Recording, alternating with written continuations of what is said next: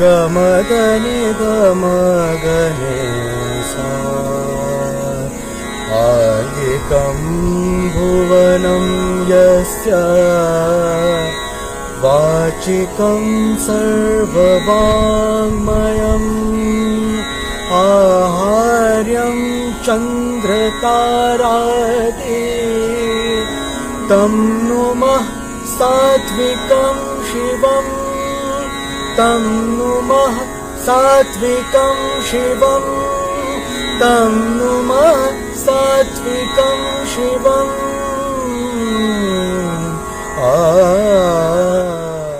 नमस्कार।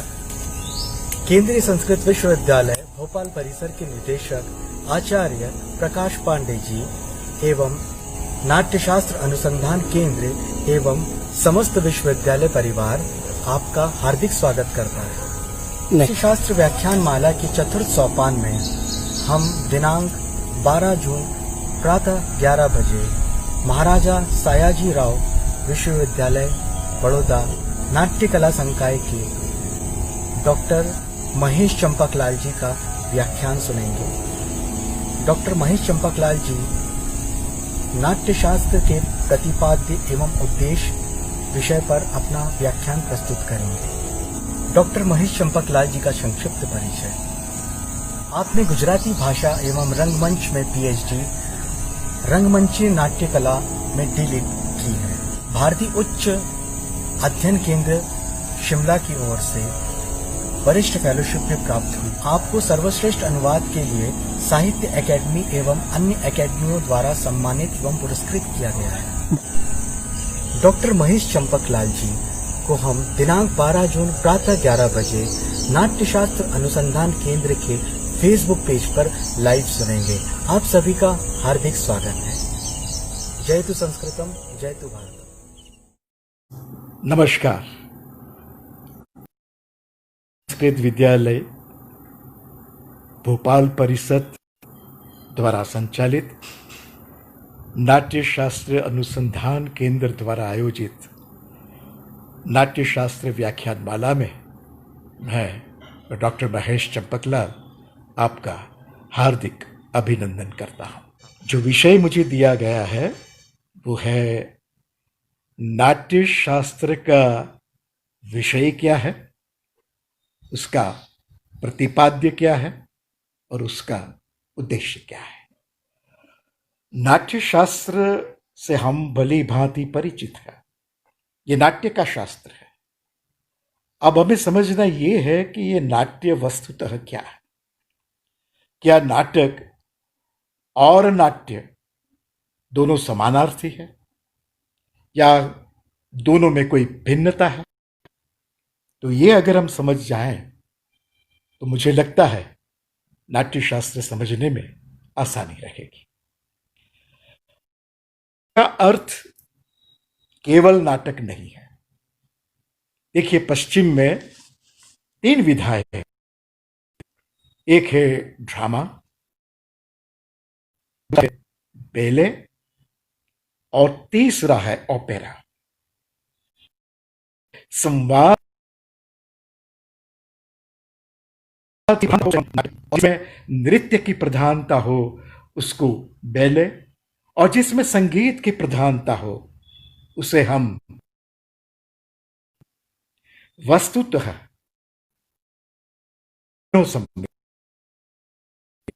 नाट्य संज्ञा।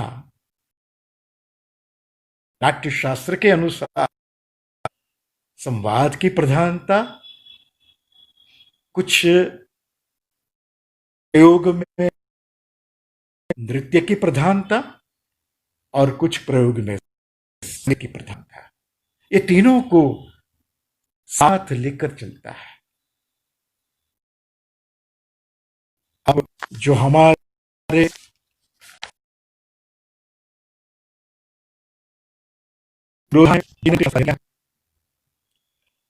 हमारे आदरणीय राधा वल्लभ जी,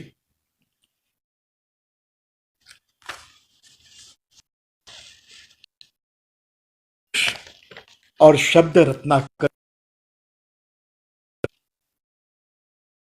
कोशिश की है। तो और ये त्रिकम, इसमें नृत्य, ये तीनों को नाट्य की संज्ञा दी। यानी केवल संवाद नहीं, नृत्य और संगीत का समावेश होता है। इसीलिए ये जो नाट्य शास्त्र है वो केवल नाटक का नहीं, नृत्य का और संगीत का भी शास्त्र है। और हमारे भारतीय नाटक की कल्पना बिना संगीत के, बिना नृत्य के नहीं हो सकती। भारतीय नाट्य वही है जिसमें संवाद भी है, जिसमें नृत्य भी है और जिसमें नाट्य के संगीत तत्व को भी लिया गया है। आप हमारा शास्त्रीय नाटक देख लीजिए, आप हमारा आप हमारा व्यावसायिक रंगमंच देख लीजिए या हमारा प्रादेशिक रंगमंच देख लीजिए। अगर भारतीय संज्ञा देनी है तो संगीत भी होगा। तो ये तो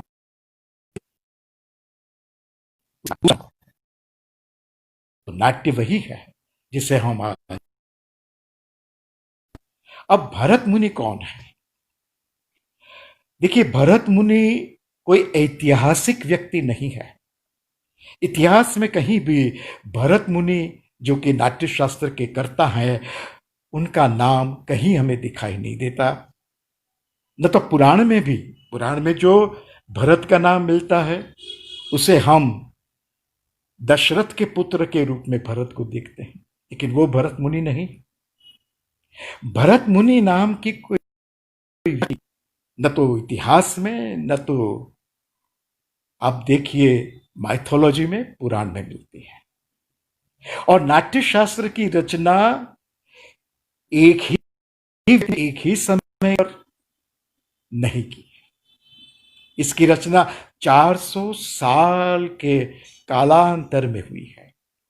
ईस्वी सन 200 से लेकर ईस्वी सन 200, ईसाई पूर्व 200 और ईस्वी सन के बाद, यानी कि 400 साल की अवधि में ये नाट्य शास्त्र की रचना हुई है।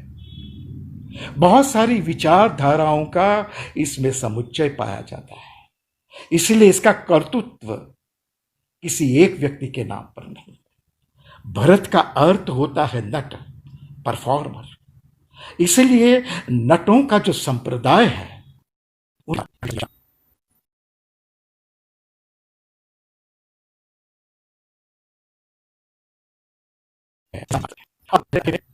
नाटक की उत्पत्ति के बारे में कहा गया है। तो नाट्य की उत्पत्ति कब हुई? नाट्य की उत्पत्ति सतयुग में नहीं हुई है, त्रेता युग में हुई है। जब अधर्म का प्रचलन शुरू हुआ तब नाट्य की उद्भावना हुई। तो हमें प्रश्न होना चाहिए कि सतयुग में नाटक की उद्भावना क्यों नहीं है? देखिए, सतयुग का मतलब ये है हर तरफ अच्छाई ही अच्छाई है, सारे लोग अच्छे हैं, सबका अच्छा आचरण है, धर्म के अनुसार सब आचरण करते हैं।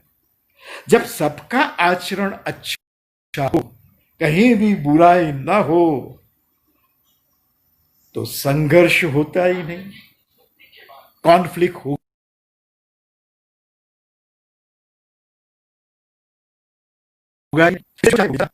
आप देखिए, सतयुग में नाटक की उद्भावना नहीं हुई, लेकिन जब लोग ग्राम्य धर्म में प्रवृत्त हुए, ईर्ष्या, लोभ, क्रोध के वश हो गए, तब जरूरत हुई।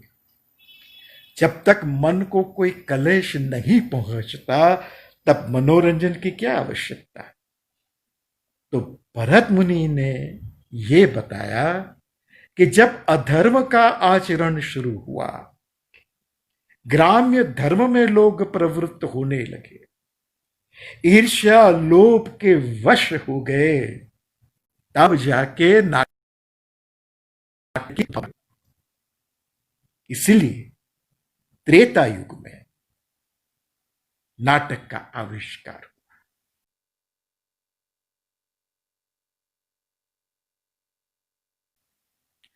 और क्या है नाटक? श्राव्य, क्रीडनीय। तो सबसे पहली बात भरत ये कहते हैं कि कोई भी नाट्य का प्रकार हो उसे पहले क्रीडनीय होना आवश्यक है। क्रीडनीय नहीं है तो वो नाटक नहीं। आज का तो हम बात कर रहे थे कि नाटक की उद्भावना कब हुई। तो नाटक की उद्भावना तब हुई जब आख्यान की परंपरा थी और एक नृत्य की परंपरा थी। जब ये दोनों का समन्वय हुआ,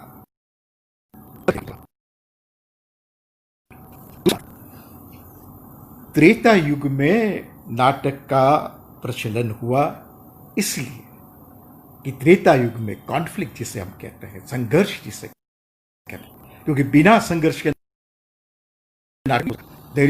if there is no conflict there is no drama. इसलिए भरत मुनि ये कहना चाहते हैं कि त्रेता युग में जब अधर्म का प्रचलन हुआ, अच्छाई और बुराई दोनों के बीच हुआ, तब नाटक की उद्भावना हुई। तीसरी बात कि नाटक के सृजन को समझने के लिए हमें वेदों का अभ्यास करना पड़ेगा, क्योंकि ये पंचम वेद है। तो भिन्न भिन्न वेदों से बिना संवाद के नाटक नहीं हो सकता। नाटक का सबसे अहम तत्व है संवाद, क्योंकि नाटक का कथानक, चरित्र का उद्घाटन संवाद से होता है। इसलिए सबसे पहला तत्व जो लिया गया वो है संवाद, और उसे ग्रहण किया गया। क्यों ऋग्वेद? क्योंकि आप अगर ऋग्वेद तो पढ़ते हैं तो आपको पता चलेगा कि ऋग्वेद यम यमी संवाद है, अगस्त मुनि और नदियों के साथ का संवाद है, यानी ऋग्वेद में संवाद है। तो ऋग्वेद से संवाद को ग्रहण किया गया। सबसे पहला तत्व, बिना संवाद नाटक नहीं हो सकता, इसलिए भरत मुनि ने सबसे पहले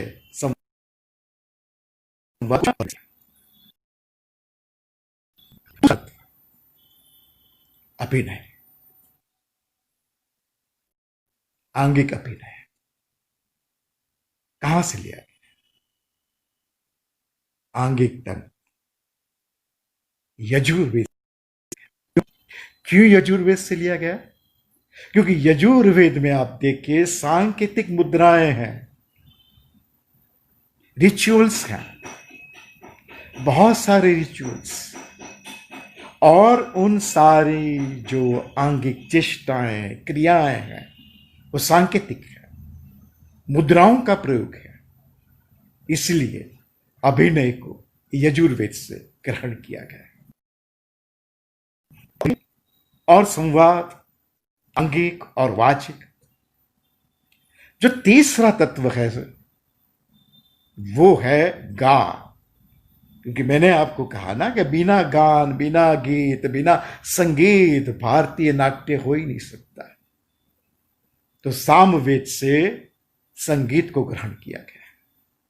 और जो चौथा तत्व है रस, सबसे अहम है, यानी संवाद, नृत्य और संगीत, तीनों के समन्वय से रस की उद्भावना होती है।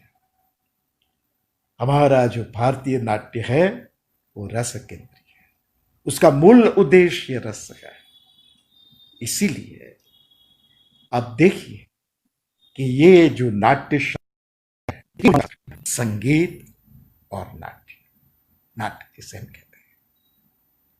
अब आगे चलिए कि ये नाट्य की निर्मिति कौन करता है, और ये शास्त्र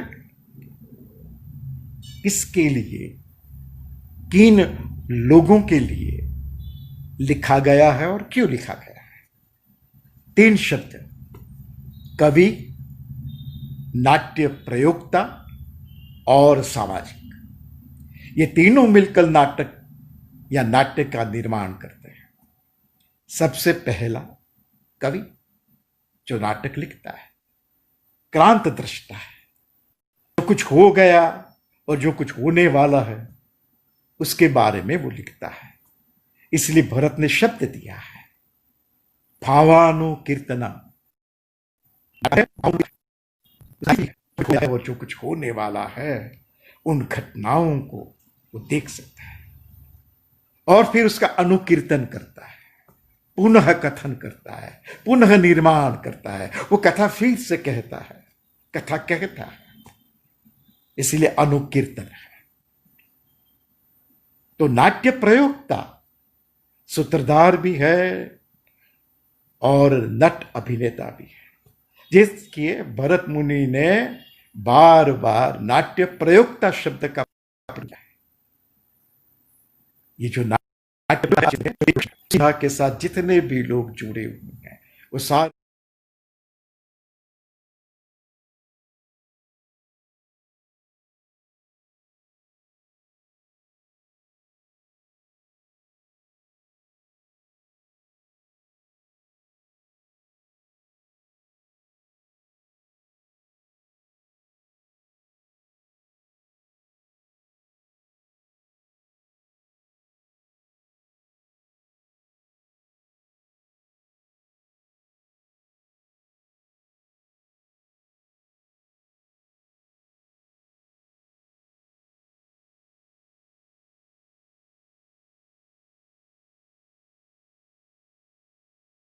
तो हम नाट्य शास्त्र की उद्भावना कैसे हुई, नाट्य की उत्पत्ति कैसे हुई उसके बारे में बात कर रहे थे। त्रेता युग में हुई इसलिए कि त्रेता युग में अधर्म का आचरण शुरू हुआ, लोग ग्राम्य धर्म में प्रवृत्त हुए और सम्मूढ़ता, एक शब्द का प्रयोग किया गया है सम्मूढ़ता।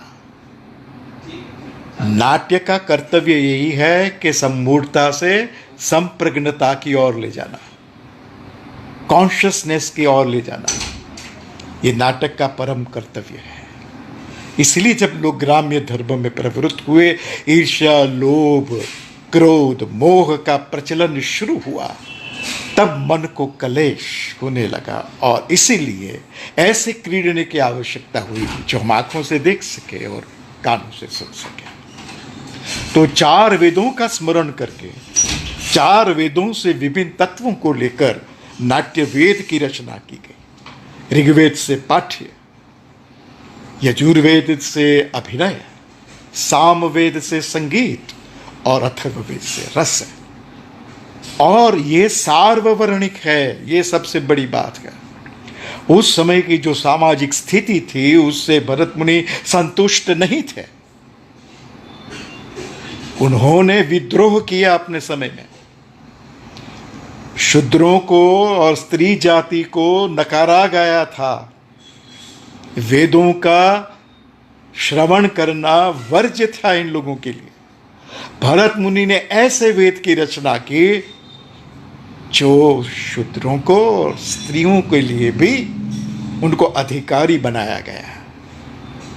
तो ये जो सामाजिक प्रतिबद्धता हम देखते हैं भरत मुनि की, आज भी आप देखिए, समाज को बदलने का अगर कोई सशक्त माध्यम है तो वो नाटक है। इसलिए उसके मूल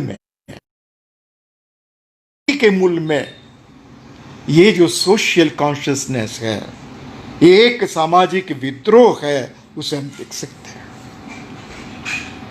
तीसरी बात, नाट्य वेद की रचना हो गई। अब इस नाट्य वेद को, उसका प्रयोग करने के लिए देवताओं से कहा गया और ये कहा गया कि जो देवता कुशल हो, जो देवता विदग्ध हो, जो देवता प्रगल्भ हो और जो देवता जीत श्रम हो, उससे इस नाटक, इसका मतलब ये हुआ कि अगर आप नाटक करना चाहते हो, आप अगर नाटक के प्रयोक्ता हो, तो आपको कुशल होना पड़ेगा, आपको विदग्ध होना पड़ेगा, ज्ञानवान होना पड़ेगा, नॉलेजेबल पर्सन, कुशल, स्किलफुल। तीसरा शब्द है आपको प्रगल्भ होना पड़ेगा, यानी कि अपनी बात को बेबाक तरीके से, बिना भय, नो स्टेज फियर, रंगमंचीय भय से आप बिल्कुल दूर, और नो इनहिबिशंस, उसी को हम प्रगल्भ कहेंगे। और चौथा जो सबसे महत्वपूर्ण है, जीत श्रम। जो परफॉर्मिंग आर्टिस्ट है, चाहे वो नर्तक हो, चाहे वो गायक हो, चाहे वो नट हो, अभिनेता हो, सबसे पहली बात यह है कि उसे जीत श्रम होना चाहिए। अपने श्रम को जीतना है। अगर वो श्रम को नहीं जीतता, वो कला का प्रदर्शन नहीं कर सकता। कला का प्रदर्शन वही कर सकता है जो कुशल है, जो विदग्ध है, जो प्रगल्भ है और जो जीत श्रम है। देवता न तो कुशल है, देवता न तो विदग्ध है, न तो प्रगल्भ है और न तो जीत श्रम है। मना कर दिया। देवता, देवलोक इसका प्रयोग नहीं कर सकते। तो आगे चलकर यह कहा गया कि जो नाट्य का ग्रहण कर सके, धारण कर सके और फिर ज्ञान पूर्वक उसका प्रयोग कर सके, वही नाट्य प्रयोक्ता है। भरत ने बहुत सटीक रूप से यह बताया है कि नाट्य का प्रयोग कौन कर सकता है और कैसे किया जा सकता है। कौन कर सकता है तो हमने देखा कि जो कुशल हो, विदग्ध हो, प्रगल्भ हो और जो जीत श्रम हो। और कैसे करेगा? पहले तो उसे ग्रहण करना पड़ेगा। जब तक आप नाट्य के आलेख को, पाठ को ग्रहण नहीं कर सकते पूरी तरह से, और जब तक उसे धारण नहीं कर सकते, और जब तक उसका ज्ञान पूर्वक प्रयोग नहीं कर सकते, वो नाट्य की प्रस्तुति सफल नहीं हो सकती। यानी पहले तो हमें उसको ठीक तरह से, भली भांति, पूरी तरह से आलेख का एनालिसिस करना है, उसे धारण करना है, और धारण करने के पश्चात ज्ञान पूर्वक उसका प्रयोग करना है। जब तक उसको हम ग्रहण न कर सके, न धारण कर सके, तब उसका हम ज्ञान पूर्वक प्रयोग नहीं कर सकते। ये सबसे महत्वपूर्ण बात है। नाट्य शास्त्र के प्रथम अध्याय में ये जो सारी बातें बताई गई है, आज भी वो प्रासंगिक है। सबसे पहले हम धारण करते हैं, जो स्टानिस्लावस्की कहते हैं ना, एन एक्टर प्रिपेयर्स, वो ग्रहण करना और धारण करना। Actor prepares and building the character and then he creates the role. ये जो चारों बातें हैं भरत मुनि ने बताई है, ग्रहण करना, धारण करना और फिर ज्ञान पूर्वक उसका प्रयोग करना। ज्ञान पूर्वक प्रयोग करना, so you know the technique. ये चार शब्द सबसे महत्वपूर्ण है। भले देवताओं के माध्यम से ये बात कही गई हो, भले देवताओं को अशक्त माना गया हो, लेकिन भरत मुनि ये कहना चाहते हैं।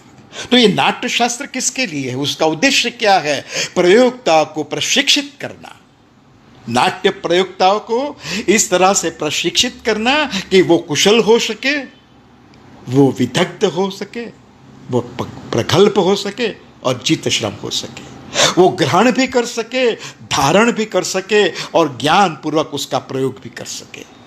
ये मूल उद्देश्य है। ये कवि के लिए भी है, के लिए भी है और सामाजिक के लिए भी है। सहृदय ही रस की प्राप्ति कर सकता है। उसे सहृदय होना है, सामाजिक सही मानों में दर्शक होना है, और वो तभी हो सकता है जब उसने नाट्य का पूरा अभ्यास किया हो। इसीलिए नाट्य शास्त्र का हमने देखा कि प्रतिपाद्य क्या है और उसका उद्देश्य क्या है। तो पहले मुनि प्रश्न करते हैं, 5 प्रश्न करते हैं कि ये नाट्य वेद क्या है, पंचम वेद आप कैसे कहते हैं। आप देखिए शुरुआत में बहुत अच्छे शब्द का प्रयोग किया गया है। भरत मुनि नाट्य वेद की रचना कर चुके हैं, अब अन अध्याय का दिवस है, सारे उनके शिष्यों के साथ बैठे हुए हैं, मानो कि नाट्य वेद की रचना हो चुकी है। अब उसका कैसे क्या करना चाहिए इसके बारे में शायद उनकी चर्चा हो रही है, और आत्रेय मुनि आके पूछते हैं कि ये नाट्य वेद क्या है, किसके लिए, क्यों है, और फिर नाट्य शास्त्र की उत्पत्ति कैसे हुई उसकी बात चलती है। ये एक युक्ति है, ये पूरा फ्लैशबैक है। ये सारे बैठे हुए हैं, भरत मुनि और उनके शिष्य। आत्रेय मुनि प्रश्न पूछते हैं और भरत उनका उत्तर देते हैं, और उत्तर देते समय पश्चात दर्शन है। इसका मतलब है मानो ये फ्लैशबैक है, हो चुका है, नाट्य वेद का सृजन हो चुका है, भरत मुनि खुद कर चुके हैं, नाट्य वेद बना चुके हैं, 4 तत्वों को भिन्न भिन्न वेदों से ग्रहण कर चुके हैं, तैयार है।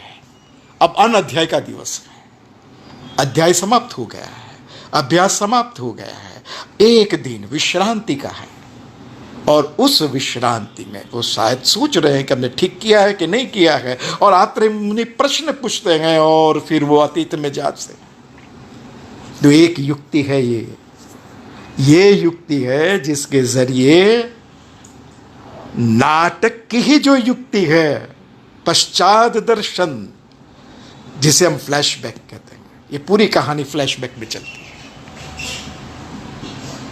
आगे जाइए, ये 5 प्रश्न पूछे गए और हमने देखा कि नाट्य वेद का कैसे निर्माण हुआ, क्या हुआ। अब 6ठे अध्याय में मुनि फिर से प्रश्न करते हैं। देखिए पहले जो प्रश्न किया, नाट्य वेद क्या है, किसके लिए है, इसके कितने अंग है, क्या प्रमाण है, उसका प्रयोग कैसे होता है, और इन 5 उत्तरों प्रश्नों का उत्तर वही हमारा नाट्य शास्त्र है। लेकिन फिर आगे चलकर और भी प्रश्न पूछे गए। रस क्या है, भाव क्या है, संग्रह क्या है। ये बहुत ही महत्वपूर्ण प्रश्न है। संग्रह, एकादश संग्रह, 11 तत्व, रस, भाव, अभिनय, धर्मी, वृत्ति, प्रवृत्ति, सिद्धि, स्वर, गान और रंग। ये 11 विषय है, प्रतिपाद्य है। कहा है वास्तव में भरत मुनि की दृष्टि से नाटक के 5 अंग हैं। 3 प्रकार का अभिनय, आंगिक, फिर नृत्य, वाद्य, ये 5 उसके तत्व हैं। नृत्य का समावेश आंगिक में हो जाता है, गान, आतोद्य, वाद्य। लेकिन कोहल की दृष्टि से उसके 11, मैंने फिर से आप देखिए, पहले रस है, भाव, अभिनय, इसके पश्चात वृत्ति, प्रवृत्ति, धर्मी, सिद्धि, और फिर स्वर, गान, आतुद्य, और अंत में रंग। हमें प्रश्न ये होता है कि अगर ये 11 तत्व है नाट्य शास्त्र के, तो इस क्रम में हमें अध्याय क्यों नहीं मिलते? रंग सबसे, अंत में कहा गया अंग, और दूसरा अध्याय रंग का है, रंग मंडप, नाट्य मंडप कैसे बनाया जाए। तो ये आप देखिए कि हमने कहा था कि नाट्य के साथ 3 शख्स जुड़े हुए हैं, 3 व्यक्ति जुड़े। एक है कवि, दूसरा प्रयोक्ता और तीसरा सामाजिक। अब कवि जब नाटक लिखता है ना, नाटक लिखने से पहले ये सोचता है इसका नाटक लिखा जाए। कालिदास जब नाटक लिखते हैं सोचते हैं अभिज्ञान शाकुंतल की रचना करनी है, तो उसका रस क्या है? श्रृंगार। तो श्रृंगार रस का नाटक लिखते हैं, तो उनके जहन में पहले रस आता है। कौन से रस का नाटक? भवभूति लिखते हैं, उत्तर रामचरित, तो तय करते हैं कि ये मेरा नाटक करुण रस का नाटक होगा। तो पहले रस। अब रस के अनुकूल कौन से भाव है? अभिनय कौन सा होगा? इसमें धर्मी कौन सी होगी? लोक धर्मी, नाट्य धर्मी। उसमें किस प्रकार की वृत्ति होगी? भारती, सात्वती, आरभटी, कैशिकी। किस प्रकार का उसमें प्रवृत्ति किस प्रकार की होगी, वृत्ति किस प्रकार की होगी, कौन से धर्मी होगी, ये तय करते हैं। और फिर उसके आधार पर उन्हें सिद्धि मिलती है। देखिए, जब नाटककार नाटक लिखता है तो उसकी गति रस से रंग तक होती है। नाटक लिखा जाता है रस, और अंत में जब उसका मंचन होता है अंत में, तो वो रंग। लेकिन दर्शक जब नाटक देखता है तो पहले रंग है। पर्दा जैसे ही खुलता है, आप देखिए कि रंग, इसीलिए कि दर्शक जब नाटक को देखता है तो वो रंग मंच पर मंचित हुए देखता है, तो उसके लिए पहले रंग है, फिर वो संगीत सुनेगा। पर्दा जैसे हटेगा, संगीत पूर्व रंग में आप देखिए, पहले संगीत है, नृत्य है, संगीत, धीरे धीरे संगीत, स्वर, तो उसकी जो गति है वो गति रंग से रस तक है। अंत में वो रस की प्राप्ति करेगा। तो दोनों आप देखिए कि रस से रंग तक, फिर रंग से रस तक। तो ये सर्कुलर मूवमेंट है, ये लीनियर मूवमेंट नहीं है। और अभिनेता तो रंग से शुरू करता है, वो अभिनय से शुरू करता है, और वो जो अभिनय करता है वो 4 चीजों से जुड़ा हुआ होता है। धर्मी भावों से, मन में ये भी स्पष्टता है कि कौन से रस का नाटक। तो ये जो 11 तत्व बताए गए हैं वही प्रतिपाद्य है नाटक का, नाट्य शास्त्र का। वो प्रशिक्षित करता है इन 11 तत्वों में। तो एक एक करके हम तत्व देखें। 9 रस दिखाए गए, 8 रस, 9 रस। रस को समझना चाहिए, क्योंकि भारतीय नाट्य के केंद्र में रस है।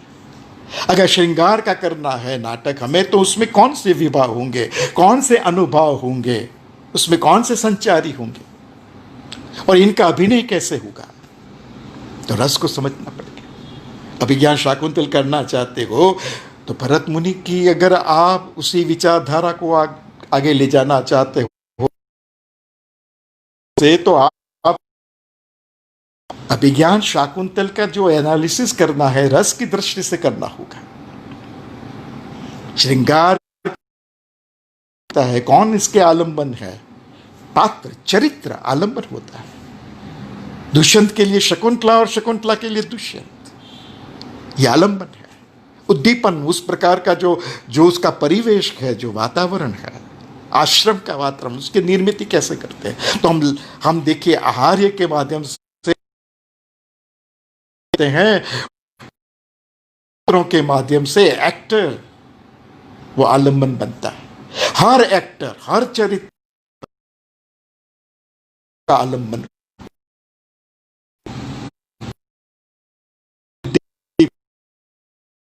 अभिव्यक्ति, तब जाके तो रस चाहिए, 9 रस भाव है, स्थायी भाव है। कौन कौन श्रृंगार का, तो ये आपको, प्रयोक्ता को, कवि को, सामाजिक, तीनों को ये मालूम होना चाहिए कि तीनों के लिए प्रशिक्षण है। ये केवल कवि के लिए नहीं है, केवल प्रयोक्ता के लिए नहीं है, केवल सामाजिक के लिए नहीं है, तीनों के लिए ये इसका उद्देश्य है। ये रस आपस में जुड़े हुए, कौन कौन से भाव है, सात्विक भाव है, कौन कौन से स्थायी भाव है, और फिर कौन कौन से संचारी भाव है, और हर एक भाव का क्या विभाव है, और हर भाव की क्या प्रदर्शन करने की प्रविधि है, टेक्निक है। आगे चलिए आप, थिएटर किस प्रकार का होगा। तो उस समय नाट्य मंडप 3 प्रकार के थे, ज्येष्ठ था, मध्यम था, कनिष्ठ था। बहुत बड़ा ज्येष्ठ, आप देखिए 10 रूपक में देखिए,